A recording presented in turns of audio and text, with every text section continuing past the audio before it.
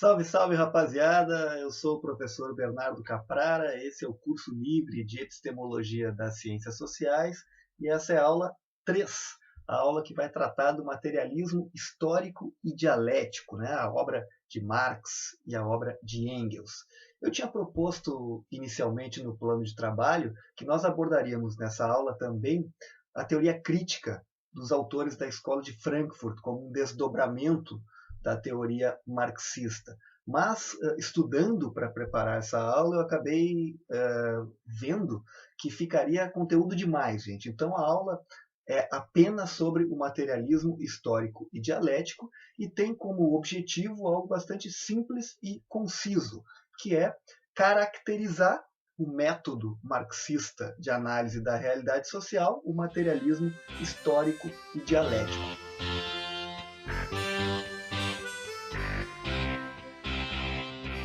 Nessa aula, que é a terceira aula do curso livre de Epistemologia das Ciências Sociais, a gente vai conhecer melhor o materialismo histórico e dialético, que é o método de análise da realidade criado por Marx em parceria com Engels, seu companheiro intelectual durante boa parte da sua vida. A gente vai focar nos aspectos mais claramente epistemológicos da obra desses autores.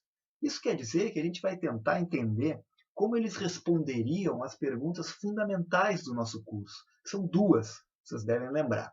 É possível produzir conhecimento científico sobre a vida em sociedade? Como é possível fazer isso? O que Marx diria que ajuda a pensar sobre isso? No fundo, toda a discussão da epistemologia parte de três pontos: o sujeito, o objeto e o conhecimento.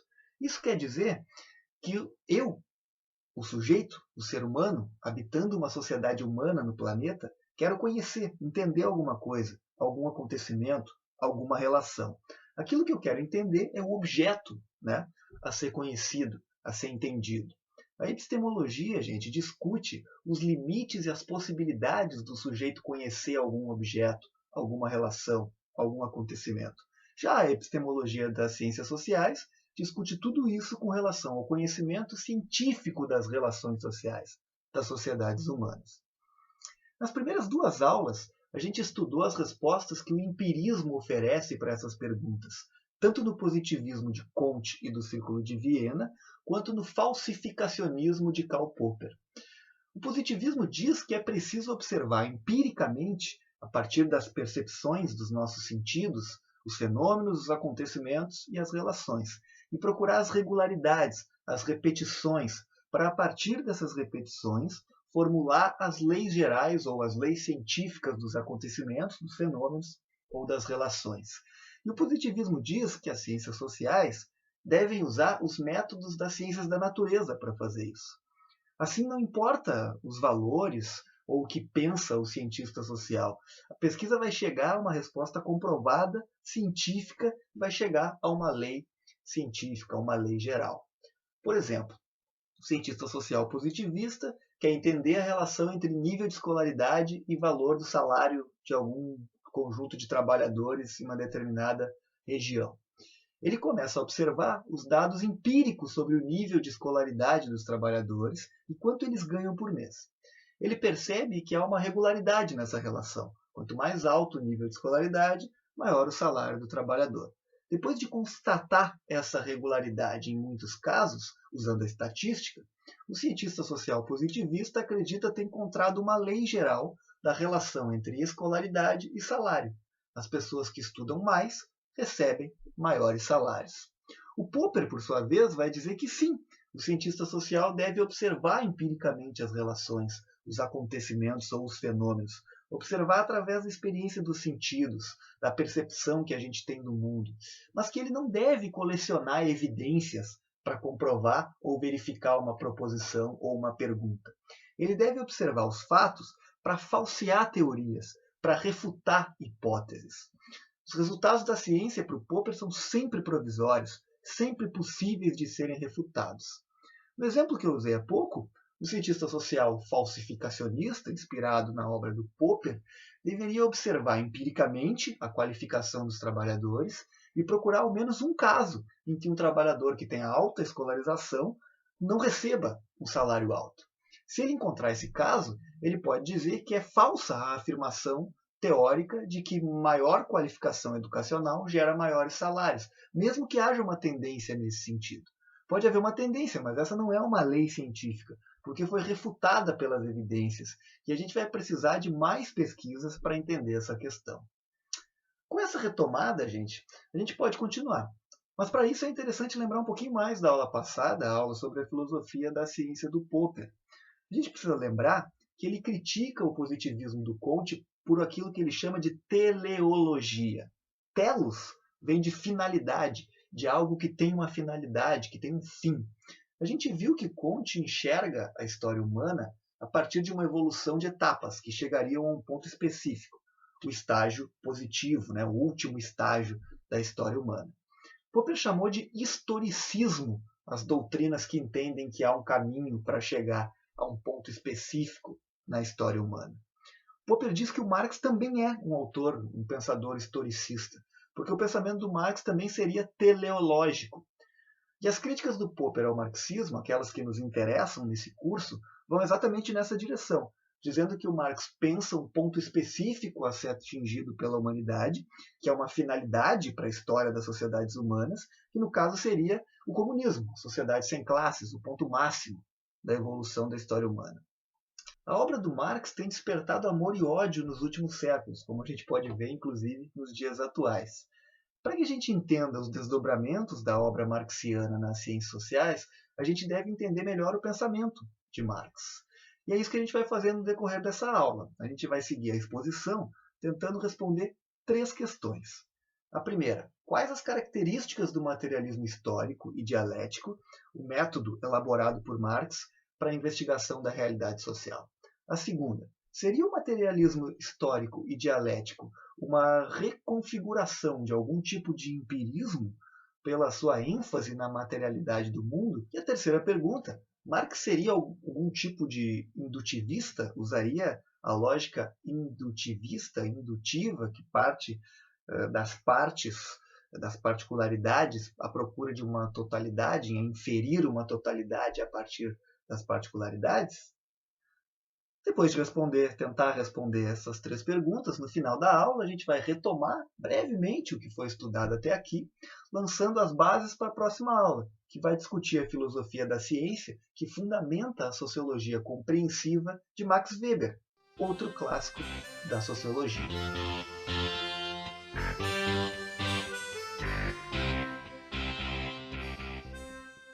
Quem foi Karl Marx?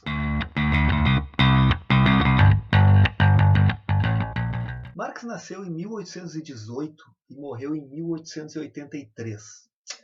Marx nasceu em Trèveris, uma cidade alemã muito influenciada pelos franceses no período da Revolução Francesa e no período napoleônico. Era uma cidade muito cosmopolita para o contexto alemão, em função dessas ideias subversivas que chegavam na França. Marx era um homem do século XIX. Isso significa que ele viveu numa Europa marcada inicialmente pela reação das forças conservadoras às revoluções burguesas do século XVIII, uma reação que tentava restaurar o absolutismo e frear a força política da burguesia. Vamos imaginar que a gente está lá, junto com Marx, na Europa do século XIX. O que restou das sociedades tradicionais está lutando para não perder todo o poder, principalmente a igreja e a nobreza feudal. Por outro lado, a burguesia, a classe social dos comerciantes, que vinha enriquecendo bastante com a Revolução Industrial, forçava a consolidação da sua dominação, tentava consolidar a ordem social, que ela era a dominante, o tipo de sociedade que atendia aos seus interesses. Ao mesmo tempo, as cidades estavam lotadas de trabalhadores das fábricas, morando em péssimas condições, trabalhando em jornadas muito extensas, com o trabalho infantil naturalizado, enfim, a vida estava muito difícil para os trabalhadores, para o proletariado. Se a gente pensar bem, o século XIX era uma bomba relógio na Europa Ocidental. Nobreza e clero tentando retomar o poder perdido. Burguesia forçando a consolidação da sua ordem social. Trabalhadores industriais começando a se organizar e a se revoltar. É nesse contexto conturbado que a gente deve situar a vida e a obra do Marx. Na década de 30, Marx, de 1830, é claro, Marx frequentou a Universidade de Berlim, um ambiente intelectual que repercutia muito o pensamento de Georg Friedrich Hegel, um dos grandes filósofos da modernidade. Os seguidores do Hegel eram chamados de hegelianos e se dividiam entre os hegelianos de direita e os hegelianos de esquerda. Esses últimos, os hegelianos de esquerda, também eram conhecidos como jovens hegelianos. Nesse ponto, a gente precisa falar um pouquinho mais sobre o Hegel. Para os nossos interesses por aqui, basta que a gente diga que o Hegel entende que é a razão que faz a realidade. As ideias não são uma criação subjetiva dos sujeitos, mas a sua própria realização objetiva, a própria realização objetiva dos sujeitos, de nós, seres humanos. Por isso, o Hegel é enquadrado entre os filósofos idealistas, por causa dessa ênfase que ele dá à razão e às ideias. A gente pode explicar o pensamento hegeliano dizendo que a realidade é feita pela nossa mente e a nossa própria consciência não é estática, não é congelada, porque ela está sempre mudando e desenvolvendo novas categorias e conceitos que determinam como nós vamos viver no mundo. Esse movimento constante das ideias nos leva ao conceito de dialética, que é um conceito importantíssimo porque vai ser reconstruído pela teoria marxiana, pela obra do Marx. A dialética possui 3 momentos. No primeiro momento, a gente tem uma tese, uma ideia, um pensamento. Depois, uma antitese, uma antítese, a contradição da tese, um pensamento diferente da tese, uma ideia contrária à tese. Por fim, a gente tem o confronto entre a tese e a antitese. O debate de ideias chega a uma síntese com esse confronto entre a tese e a antítese. A gente tem uma síntese, uma conclusão que engloba pontos da tese e pontos da antítese. Essa síntese passa a ser uma nova tese que, consequentemente, vai ser confrontada com uma nova antítese, gerando uma nova síntese e assim por diante. A dialética pode ser pensada, gente, como uma espiral de ideias em movimento perpétuo. Hegel apresenta a dialética como uma lógica alternativa à lógica tradicional aristotélica, a lógica do filósofo grego Aristóteles. Sob a lógica dialética, a gente precisa analisar os fenômenos a partir dos seus movimentos, das suas contradições, dos seus processos, do seu devir, do seu vir a ser. Vamos pensar um exemplo de lógica dialética. Como a lógica dialética nos ajuda a analisar uma realidade, um exemplo da realidade. A gente tem a seguinte tese. Hoje em dia, o Brasil tem muito preconceito. Essa é a tese. Pela lógica dialética, essa tese deve ser confrontada com uma antitese, com uma antítese. A gente poderia dizer como antítese. Bom, é verdade, a tese é que o Brasil tem muito preconceito. A antítese, então, a gente poderia dizer a contradição, né, dessa tese. Bom, mas no Brasil sempre houve muito preconceito. Desse confronto entre a tese e a antítese, deve sair uma síntese. A síntese poderia ser, sim, é verdade, no Brasil sempre houve muito preconceito, mas hoje, com as redes sociais, as pessoas podem expressar muito mais os seus preconceitos. Essa síntese da tese com a antítese se transforma dialeticamente numa nova tese, que vai poder ser confrontada por uma nova antítese, por uma nova contradição. Por exemplo, ao mesmo tempo em que as pessoas podem expressar mais os seus preconceitos, as pessoas que sofrem esses preconceitos podem se unir e denunciar esses preconceitos. Essa contradição da nova tese, essa antítese, vai gerar uma nova síntese. Por exemplo, sim, as pessoas podem denunciar mais esses preconceitos, mas essas denúncias muitas vezes são chamadas de mimimi. E assim a gente pode seguir o método dialético em espiral, construindo conhecimento sempre em movimento, sempre a partir da contradição. Da lógica dialética, a gente pode retirar uma filosofia da história, que vê o presente como resultado de um longo processo de fenômenos e acontecimentos, com suas contradições internas, e não uma simples acumulação de fatos ao longo do tempo. A gente não pode esquecer que a dialética hegeliana, a lógica da contradição, a lógica do movimento perpétuo em Hegel, sempre tem que ser entendida como uma dialética idealista, uma dialética no mundo das ideias. Porque para o Hegel, a história universal nada mais seria do que a manifestação da razão. Da unten steht ein Spitzel, weißt du das? Scheint so. Karl, darf ich vorstellen? Friedrich Engels.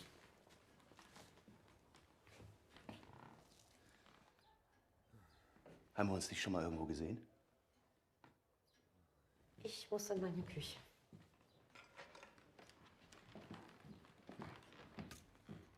Berlin. Im Salon von Bettina von Arnim. Exakt. Sie waren sehr arrogant Kann sein, ich war jung. und reich. Das haben Sie auch allen gezeigt. Daran kann ich mich jetzt nicht erinnern. Ich mich schon. Sie haben vom Kommunismus geredet, als hätten Sie ihn erfunden. Mit Ihren Offiziersepauletten und den Goldknöpfen. Das war lächerlich. Warum in der Vergangenheit herumstochern? Richten wir den Blick auf die Zukunft. Eben, Ruge. Sie wissen, warum ich hier bin. Hm? Ich sagte Ihnen doch meine derzeitige Situation. Ach, erzählen Sie nichts über Ihre Situation. Meine Situation ist folgende. Ich habe ein krankes Kind und eine Familie zu ernähren. Und Sie schulden mir das Geld für 2 Artikel. Sie müssen mir Sie zuhören. haben Eisenbahnaktien. Alle Welt weiß das. Die Aktie ist gefallen. Das ist mir egal. Dann verkaufen Sie eben mit Verlust. Ruge, ich habe Ihnen 2 fundamentale Artikel geliefert und ich verlange, was Sie mir schulden. Ruge, brauchen Sie eine Anleihe? Hat Sie irgendjemand was gefragt? Ich habe Ruge gefragt. Auf keinen Fall nehme ich auch nur einen zu von einem Ja, von einem. Von einem Amateur mit Goldknöpfen, der nichts Besseres zu tun hat, als sich seine faule Zeit mit der Kanaille in den Vorstädten zu vertreiben. Karl, bitte. Warten Sie hier. Ich gucke mal, ob ich Ja, machen Sie das. was finden kann, ja?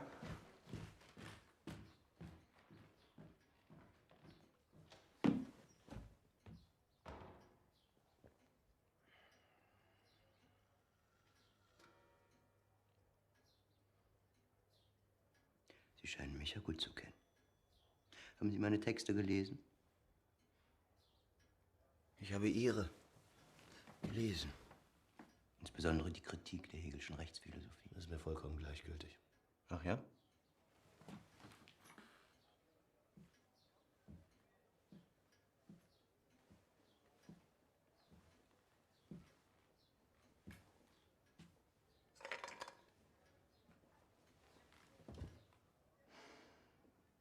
Chablis aus 1839. Er weiß, wie man Gäste empfängt, dieser Ruge.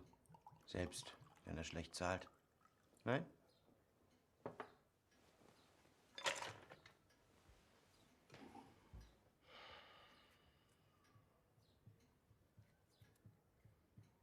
Ich habe noch nie etwas gelesen, was so präzise und so einnehmend gewesen wäre.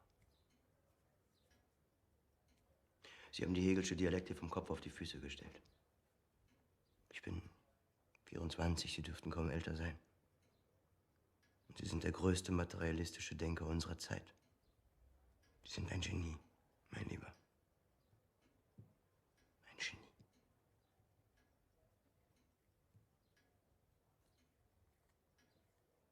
Diese Studie über das englische Proletariat. Die Lage der arbeitenden Klasse in England?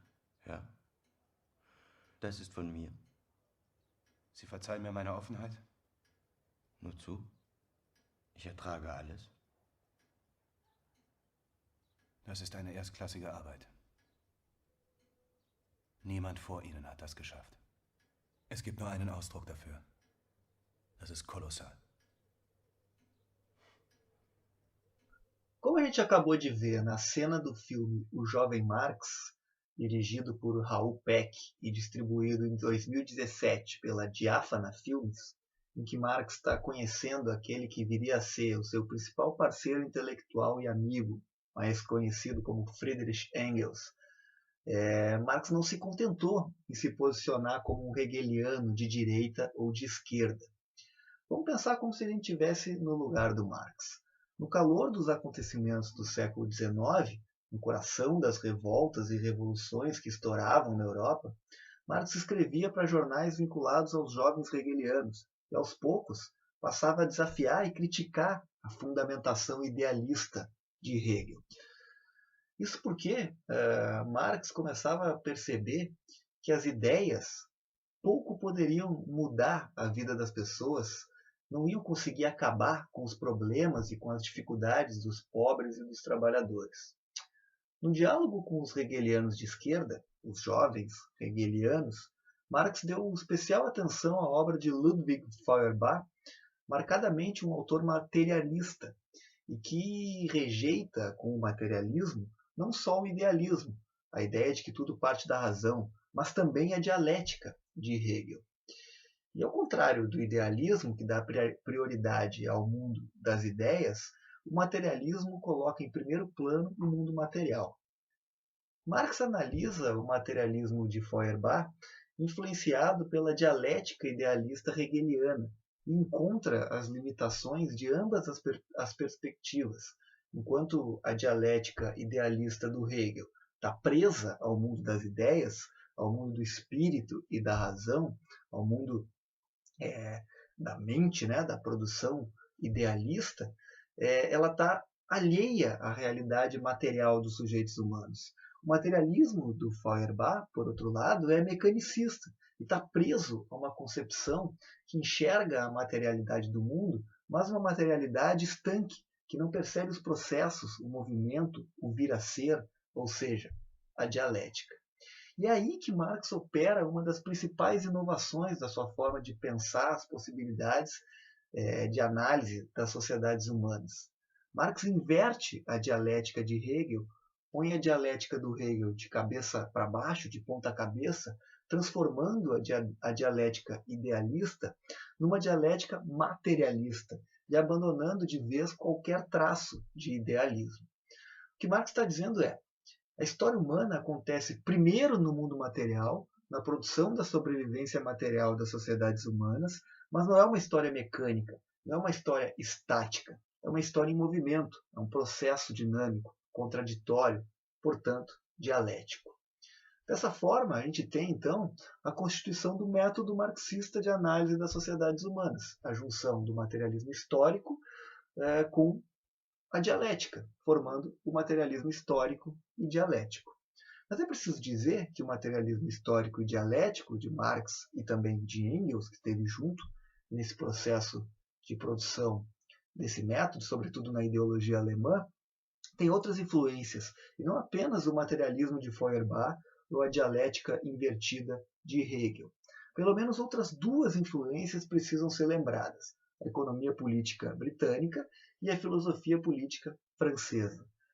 A continuidade daquela cena que a gente viu do filme do jovem Marx mostra o jovem Engels indicando a Marx a leitura urgente dos economistas britânicos, como forma de compreender os conflitos no mundo do trabalho que pipocavam naquele período que eles estavam vivendo. Engels deixa claro a Marx: para entender a sociedade burguesa, era preciso estudar bastante os economistas britânicos. Marx passa, então, a se dedicar ao estudo desses economistas, em especial de David Ricardo e Adam Smith. Os dois podem ser considerados, em alguma medida, os fundadores de uma análise que se queria científica e empírica sobre as relações de trabalho entre os seres humanos na modernidade. Marx vai construindo a sua crítica aos economistas ingleses, analisando principalmente o conceito de valor-trabalho e elaborando a noção de mais-valia. Em geral, a gente pode resumir o complexo trabalho de Marx sobre o capitalismo citando o professor Dr. Frederick Vandenberg no seu trabalho sobre a história filosófica da sociologia alemã. A sociedade capitalista, enquanto conjunto ou totalidade das relações sociais estruturadas pela propriedade privada dos meios de produção, é concebida como uma estrutura generativa intransitiva, isto é, uma estrutura real e relacional, mas não empírica, que determina, estrutura e gera os estados e os eventos do mundo social. Na sociedade capitalista, as relações de produção são fundamentalmente antagônicas. O capital e a sua personificação, o capitalista, se opõem ao trabalho e à sua personificação, o trabalhador assalariado. Dessas afirmações, com base no materialismo histórico e dialético, Marx argumenta que a história de todas as sociedades humanas é a história da luta entre classes sociais antagônicas, a história da luta entre classes sociais rivais, é a história de uma luta que se dá nas relações de produção, no mundo material, antes do que no mundo das ideias. Quanto à filosofia política francesa, nas décadas de 1830 e 1840, Marx procura dialogar com os autores que eram chamados de socialistas naquele período, termo que se contrapunha ao individualismo, que é uma ideia, né, uma característica das ideias liberais e da ordem burguesa. Marx dialoga especialmente com Proudhon, que era um ativo crítico da exploração dos trabalhadores e da propriedade privada, bem como do poder do Estado. Só que Marx acusava Proudhon e outros socialistas da época de serem utópicos, porque suas teorias não seriam capazes de oferecer condições práticas de emancipação aos trabalhadores e permaneceriam por essa forma, né, por essa causa, sempre no reino da especulação. Ao chamar os socialistas da sua época de utópicos, Marx, mergulhado no espírito cientificista do século XIX, atribuiu para sua própria concepção metodológica de análise das sociedades humanas o caráter de científica. Para Marx e um conjunto dos seus seguidores, o socialismo proveniente do materialismo histórico e dialético seria um socialismo científico, tendo em vista que as suas conclusões seriam fruto do método científico mais apropriado para o conhecimento das sociedades humanas, o materialismo histórico e dialético. Até aqui a gente viu que o materialismo histórico e dialético e a obra do Marx, em parceria com o Engels, tem 4 fontes principais: a dialética hegeliana, o materialismo de Feuerbach, a economia política britânica e o socialismo francês. Mas afinal, como a gente pode definir o materialismo histórico e dialético, o método marxista para analisar cientificamente as sociedades humanas? Como o materialismo histórico e dialético propõe que sejam estudadas cientificamente as relações entre os seres humanos? Vamos ver o que nos diz o professor Dr. José Paulo Neto, especialista na obra de Marx. Para Marx, o conhecimento teórico é uma reprodução ideal. Insisto no reprodução. Em Marx, o conhecimento, como tal, não produz nada. O conhecimento é uma reprodução no mundo das ideias. Se vocês quiserem, na cabeça dos homens, no cérebro dos homens. Reprodução ideal significa só isso. É algo que está fora, que não é produzido pelo cérebro dos homens, mas é reproduzido.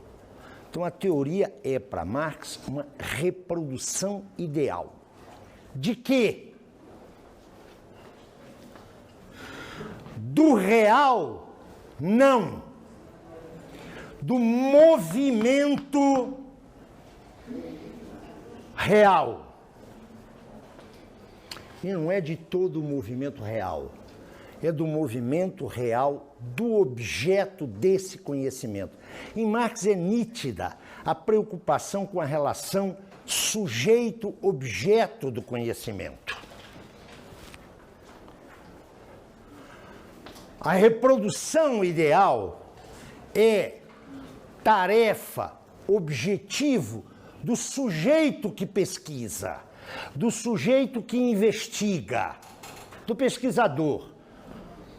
Pesquisador, para Marx, tem como objetivo reproduzir idealmente, ou seja, cá na sua cabeça, no mundo das ideias, um movimento efetivo, real, do objeto de que cuida esse pesquisador.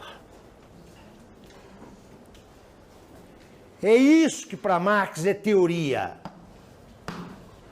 Teoria não é um retrato da realidade. Teoria não é um levantamento da realidade.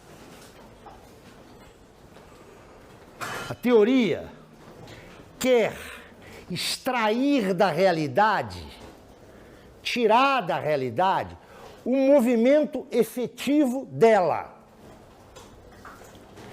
Então, se eu afirmo aqui que Marx quer construir uma teoria social, e já determinamos que não é uma teoria social aplicável à antiguidade.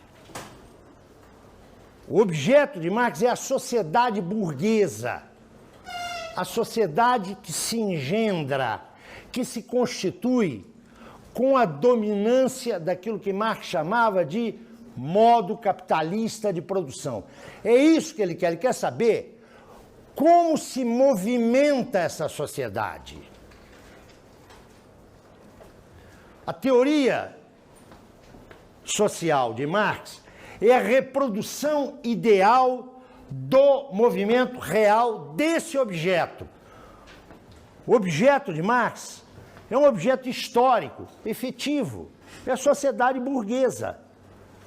Ele quer apreender o seu movimento e aquilo que no seu movimento são as suas regularidades universais, que ele vai chamar de leis. A gente acabou de ver com o professor José Paulo Neto que o materialismo histórico e dialético possibilita ao pesquisador da vida humana em sociedade a reprodução ideal do movimento real do objeto do conhecimento, ou seja, uma reprodução mental dos movimentos da vida real, material, concreta dos seres humanos, por parte do pesquisador. A gente viu também que o objeto de análise do Marx é a sociedade burguesa, a ordem capitalista, e que Marx quer extrair mentalmente dessa realidade, com os recursos do materialismo histórico e dialético, as suas regularidades e tendências, que ele chama de leis. A essa altura, cabe perguntar, se Marx enfatiza tanto os aspectos materiais, isso aproxima da abordagem empirista, da ideia de que a experiência sensível, a percepção através dos sentidos, o que nos proporciona a melhor forma de conhecer a realidade? Quais as diferenças do materialismo de Marx para o empirismo? Quais as diferenças das leis e regularidades de Marx para as leis e regularidades do empirismo positivista? Marx não pode, de jeito nenhum, me parece, ser considerado um empirista, porque para ele os dados empíricos, aqueles dados que são originados da experiência dos nossos sentidos em contato com o mundo, da nossa percepção em contato com o mundo, revelam apenas a aparência dos fenômenos, das coisas ou dos acontecimentos. A aparência é importante, mas ela também é enganadora. E é só a gente lembrar que a gente tem a impressão todos os dias que o Sol se move ao redor da Terra, quando na verdade é a Terra que se move ao redor do Sol. Marx diz que se a aparência bastasse, se aquilo que a gente percebe com os nossos sentidos bastasse, sequer seria necessária a existência da ciência. Se a aparência bastasse, o mundo poderia ser justificado apenas como ele é, como se tudo fosse natural. Os pobres seriam pobres porque as coisas são assim mesmo.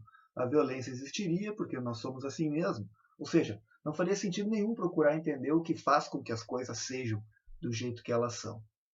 Por isso, não tem como enxergar em Marx um empirista, porque quando o empirista se limita a descobrir as regularidades, a catalogar acontecimentos que acontecem com frequência ou em sequência, e diz que isso é ciência, ele está aceitando a aparência como ela se mostra. O problema disso para o Marx é que a descrição desses retratos, entre muitas aspas, da realidade, nos levaria apenas a aceitar a realidade como ela é, a naturalizar o processo histórico. E isso não faz sentido para Marx, porque não possibilita que o conhecimento ajude as pessoas a entenderem a sua situação, e com isso, entendendo a sua situação, não ajuda as pessoas a transformar a sua realidade. Pela mesma razão, Marx não pode ser pensado como um indutivista, como alguém que usa o método indutivo de inferência para construir os seus argumentos. Isso porque a dialética só faz sentido como uma lógica alternativa à lógica indutiva. Procurar leis históricas desvendando a aparência do real, considerando seus processos e movimentos, suas contradições e suas sínteses, é muito diferente de observar repetições e regularidades e descrever essas repetições e regularidades, criando uma lei geral a partir dessas descrições. O professor Dr. Alberto Oliva resume bem no seu livro Ciência e Ideologia. Em Marx, a diferença dos empirismos, a teoria verdadeiramente explicativa é a que apreende essências conjunturais do real investigado. Nisso residiria a peculiaridade epistemológica do marxismo em sua pretensão de inaugurar a ciência da história. Trata-se, ademais, de uma proposta de compreensão da realidade que ambiciona desembocar na negação de suas formas aparentes imediatamente dadas. Daí o marxismo se apresentar também como uma teoria revolucionária. Em resumo, o materialismo histórico e dialético é um método que direciona a análise para os fenômenos e acontecimentos concretos, começando sempre pelas relações materiais, mas não fica na aparência desses acontecimentos ou relações, e busca revelar o que está por trás dessa aparência, as suas contradições e movimentos, a partir da reprodução ideal, na mente do pesquisador, do movimento real que está sendo analisado. Isso tudo, é claro, obedecendo à tese 11 das teses sobre Feuerbach, um trabalho interessantíssimo de Marx. Os filósofos até hoje apenas interpretaram o mundo. É preciso transformar o mundo.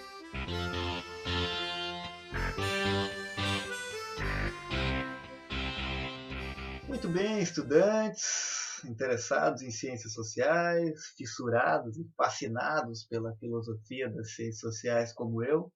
Estamos chegando então ao final da terceira aula do curso livre de Epistemologia das Ciências Sociais, e a gente viu que o Marx constrói o materialismo histórico e dialético, um método específico para análise da realidade, que junta o materialismo de Feuerbach com a dialética do Hegel.